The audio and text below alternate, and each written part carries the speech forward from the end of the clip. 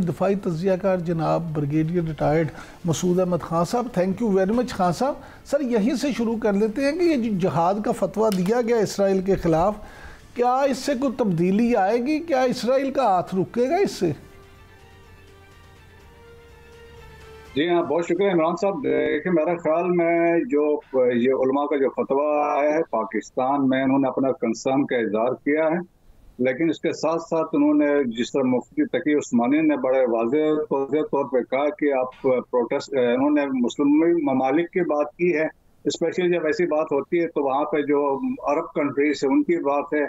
और सेकेंडली पाकिस्तान के अंदर उन्होंने कहा अगर आप प्रोटेस्ट जरूर करें, लेकिन उन्होंने कहा लॉ एंड ऑर्डर की सिचुएशन ना हो जिसमें तोड़ फोड़ वगैरह ना हो, अपना कंसर्न का इजहार कर सकते हैं। और आलमी अमन और आलमी जो इदारे हैं उनके लिए उन्होंने अपना कंसर्न का इजहार किया है। तो अनफॉर्चुनेटली देखें कि मिडिल ईस्ट में जो मुस्लिम ममालिक हैं, अरब कंट्रीज है, उनके आपस में इतफाक नहीं है। वो एक रेजोल्यूशन लाने के लिए भी अरब लीग नहीं कर सकी इन द पास्ट में, हमने देखा है। तो अभी देखें कि पाकिस्तान तो डिप्लोमेटिकली हमने देखा है, पाकिस्तान ने even chief of army staff, prime minister ने अपना कंसर्न का इजहार तमाम फोरम्स पे किया है और जिसमें है, लेकिन अभी यूनाइटेड नेशन जो है वो भी अपनी इनेबिलिटी हमने उनकी देखी, वो भी इस पर कुछ नहीं कर सके। तो ले दे के जाके फिर जाके यूनाइटेड जो अरब ममालिक में कतर है, सऊदी अरब है या फिर यूनाइटेड स्टेट्स है, जो फाइनल डिसीजन इस पे वही कुछ ना कुछ इस पर करवा सकते हैं। और रिसेंटली जिस तरह अभी प्रेसिडेंट ट्रम्प ने कहा है कि उनकी बातचीत वगैरह चल रही है, कोई एक अंडरस्टैंडिंग लाइकली होकर डेवलप होने वाली है, तो मेरा ख्याल में हो सकता है नेक्स्ट हफ्ता और। सर मेरा आपसे अगला सवाल यही है कि जो प्रेसिडेंट ट्रंप ने कहा कि गजा से यरगमालियों को वापस लाने के करीब हैं और इस सिलसिले में इसराइल और हमास दोनों से बातचीत चल रही है, दूसरी जानिब ये खबर भी आई है कि गजा की पट्टी के फ़लस्तीनियों को शाम के शमाल में बसाने की तैयारियां शुरू हैं। तो आप क्या समझते हैं, क्या वाकई गजा से इनखला होने वाला है? जी हाँ, देखें ये कभी मुमकिन ही नहीं होगा, को किसी को एक्सेप्टेबल नहीं होगा। ये बेसिकली जितने यूरोपियन यूनियन वाले हैं, रशिया है और चाइना है और अरब ममालिक ने ये कहा है कि ये एक्सेप्टेबल नहीं होगा। डिस्प्लेसमेंट होगी तो उसका मतलब है आपके एरिया जाएगा, तो वो कभी एक्सेप्टेबल नहीं होगा। इसीलिए अरबों ने एक प्लान दिया था फॉर द रिकंस्ट्रक्शन ऑफ गजा, जिसमें अबाउट $56 बिलियन का उन्होंने कहा था रिकंस्ट्रक्शन होगी।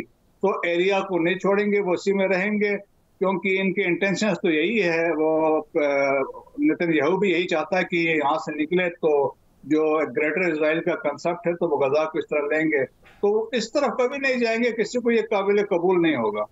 अच्छा ब्रिगेडियर साहब, ये फरमाइएगा कि जो ईरान के सुप्रीम कमांडर हैं आयतुल्लाह खामेनी, उनके सीनियर मशीर का बयान सामने आया है कि अगर अमेरिका ने धमकियां जारी रखी तो अक़वाम मुत्तहिदा के जौहरी इदारे से ताउन जो है वो ख़त्म कर देंगे।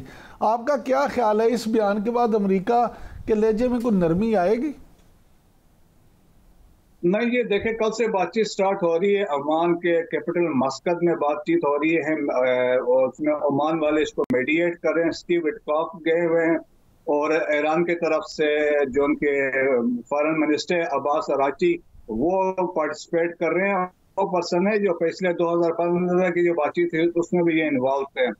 देखिए कि जो कंडीशंस यूनाइटेड स्टेट्स ने रखी वो बड़ी इंपॉर्टेंट रखी और उन्होंने कंडीशंस में ये कहा है, जो एक तो 2 महीने दिए हैं और साथ ये कहा है कि एक तो आप अपना न्यूक्लियर जो प्रोग्राम है इसको रोल बैक करेंगे, सेकेंड उन्होंने कहा इनरिचमेंट ऑफ यूरेनियम आप नहीं करेंगे, तीसरी उन्होंने ये भी बात की है कि आपकी जो प्रॉक्सीज है सो कॉल्ड रीजन में आप उनको सपोर्ट नहीं करेंगे।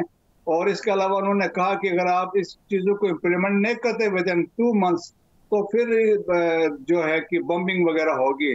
तो बड़े डिफिकल्ट पोजीशन में रखा है। आप देख लें कि ईरान के लिए भी बड़े मुश्किलात हैं, ऑल्दो उनके तरफ से भी एक्सटेंड लिया गया है, लेकिन ये इजराइल की बड़ी कोशिश है किसी भी तरीके से ईरान पे स्ट्राइक्स की जाए ताकि जो वंस फॉर ऑल इनकी जो न्यूक्लियर कैपेबिलिटी है, इंटरनेशनल एटॉमिक एनर्जी कमीशन के मुताबिक 60% कैपेबिलिटी है इनके, ऑलरेडी दे हैव अचीव्ड, और इसके बाद ये further with in next couple of months ये इसको डेवलप कर सकते हैं।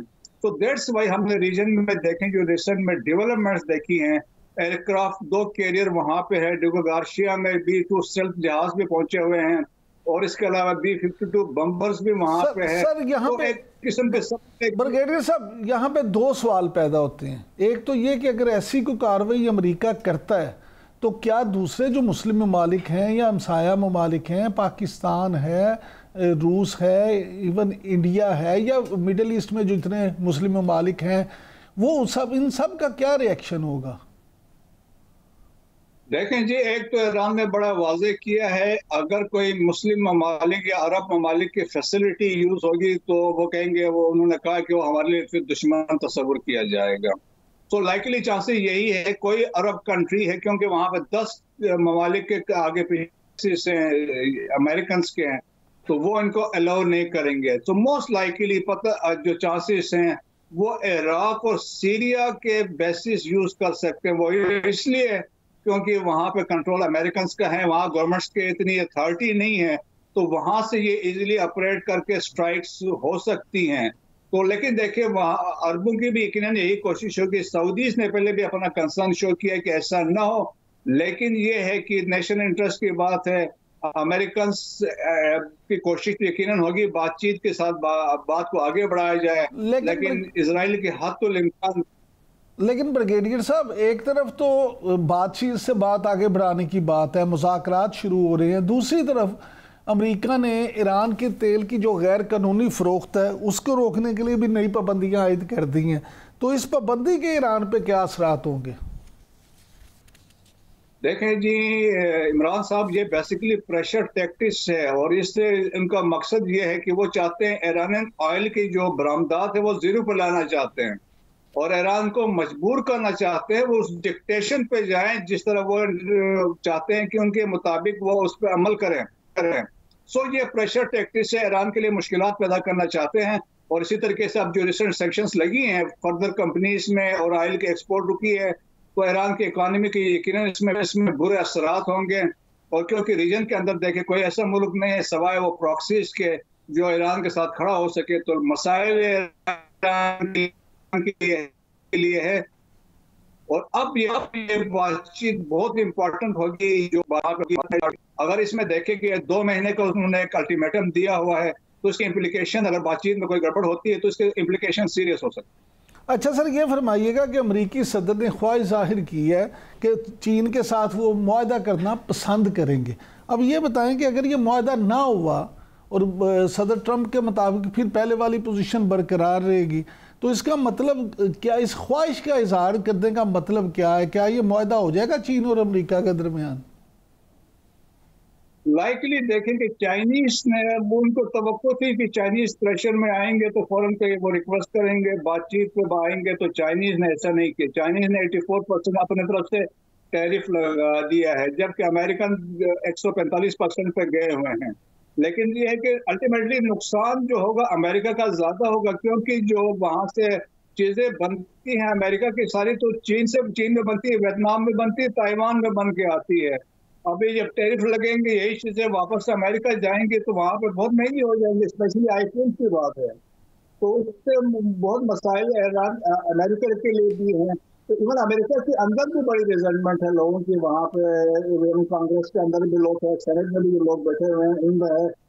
डेट्स वाइज देखिए उन्होंने पैसे दरमियान में 3 महीने के जो पास किया है बाकी ममालिक के साथ, चीन के साथ वो एक प्रेशर उन्होंने टैक्टिक्स रखी हुई है, लेकिन चीन लाइकली इन बातों पर नहीं आएगा। चाइना, क्योंकि देखिए चाइना की जो मेजर एक्सपोर्ट्स हैं ऑलमोस्ट 85%, वो बाकी ममालिक के साथ 15% विद अमेरिका है।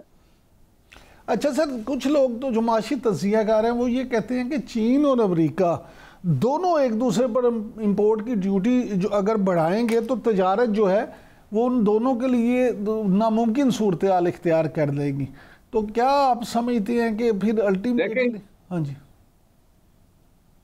देखें बिल्कुल आप सही कह रहे हैं कि उससे ये होगा कि न सिर्फ इन दोनों के मसाइल होंगे बल्कि बाकी ममालिक के लिए देखें इसके इम्प्लीकेशन इंटरनेशनली होंगे, तो उसके बड़े सीरियस इम्प्लीकेशन हमने देखें स्टॉक एक्सचेंज में अक्रॉस द ग्लोब। हमने देखें स्टॉक एक्सचेंज में फ्लक्चुएशन हुई है और चीजों में कीमतों में इन्फ्लेशन बढ़ जाएगी, तो एक किस्म की सीरियस किस्म की सिचुएशन डेवलप होने जा रही है। जो एक कंसेप्ट था कि अमेरिका और चाइना के दरमियान एक ट्रेड वार थी, तो इकोनॉमिक राइवलरी चल रही थी, तो वो अब स्टार्ट हो गई है, जिसके लेपर्ड में बाकी ममालिक भी आ सकते हैं।